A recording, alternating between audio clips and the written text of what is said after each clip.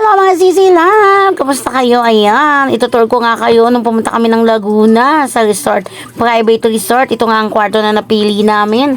2.5 nga lang yan. O, sulitin natin ang oras kasi dumating nga kami dyan 11 a.m. na. O, diba? Ito kay asawa ko, pag-relax lang. Ito nga ang buong namin, kwarto. Tapos doon sa kabila meron din. Pero dito kami ang aming area. Yan. Tapos bubuksan nga natin yung balandra. O, diba ang ganda dito sa lugar Laguna. Yan, nauutal-utal pa dito sa Laguna. Maraming mga private resort na sa paligid. Mamimili ka na lang kung anong gusto mo. Ang pinili nga namin ngayon dahil hindi na nga naman kami naiiba dito sa Laguna. Second time around na nga namin. Pangalawang beses na namin dito nagpunta sa private resort. Doon una doon sa kabila. Tapos dito na naman kami sa may unahan. Nagustuhan namin siya kasi meron siyang spring. Yan. Ano yon, spring swimming pool, yung mainit na tubig, ya. Yan, minsan lang tayo maka-LLL. Yan, birthday nga na ang pamangkin ko. Yan, tapos napagkasunduan nga namin sana mag-falls. Kaya nga lang malayo at gagabi na kami dahil papunta pa kami sa bahay nila ulit para maghapunan. Tapos uuwi na kami ng Maynila dahil may pasok na kinabukasan, so mapapagod kami. Kaya sabi namin mag-ano na lang kami, mag-private resort. Yan, 2.5 nga lang yan kahit hindi sulit pero maganda, aesthetic. Ayan, yung iba natulog nagpahinga.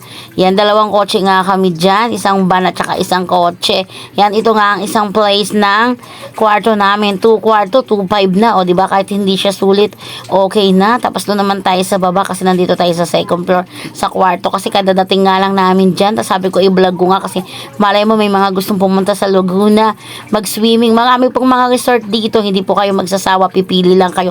Dikit-dikit lang sila halos. Kaya kayo po ang magpapasya kung anong gusto nyo. Ayan, private po siya na kayo lang pamilya. At ito nga, nandito na nga kami sa swimming pool. Alam niyo na may mga bata excited. Kakadating nga lang namin sila tatalon na.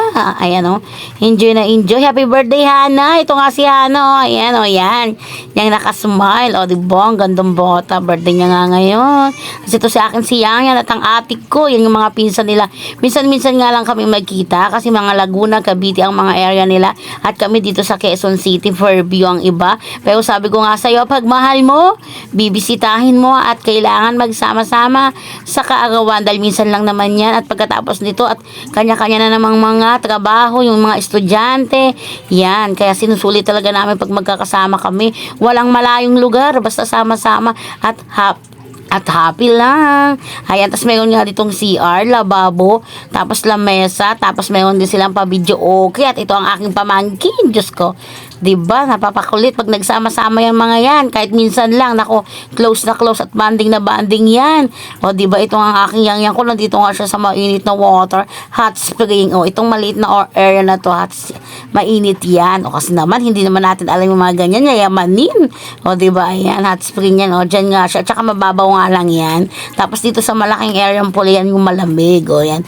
Tsaka malalim yan para sa mga, mga adult. Pero pwede din ng mga bata dyan, basta gagabayan yun lang. Ayan ang mga magpipinsan. Tapos dito na tayo sa video okay. Yung iba nagpe-prepare na ng pagkain kasi kadadating nga lang namin dyan. O, diba? Ayan ang video okay. May nagko-concert na kasi ang pamilya namin mahilig talaga kumanta. Yan, o, diba? Tapos ayan, ang mga aso pinakawalan na muna kasi mag-i-enjoy ang kanilang mga amo. Ayan, tas dito may kumakain na. Tas dito, ayan, o, kain time. O, happy birthday, Hana. Thank you. Yun lang. Bye-bye. Nga ulit at nag-swimming na ako habang nagbibideo ako. Kaya nga sinasabi ko sa inyo hindi sulit kasi nga 11 na nga kami dumating at hanggang alas 5 nga lang kami. Kaya yan nga, wala na nga pahinga. Swimming na at maya-maya mag-out na. Ganun talaga kabilis. No, kasi nga na-late na nga kami dahil falls naman talaga ang punta namin. Pero napunta na nga kami dito sa resort dahil malayo nga ang falls. Mapapagod ang mga bata at ang mga trabahante. Kaya ayan, napagkasunduan na nga lang namin mag-private resort. Kaya kanina naririnig nyo na hindi sulit. Pero ngayon susulitin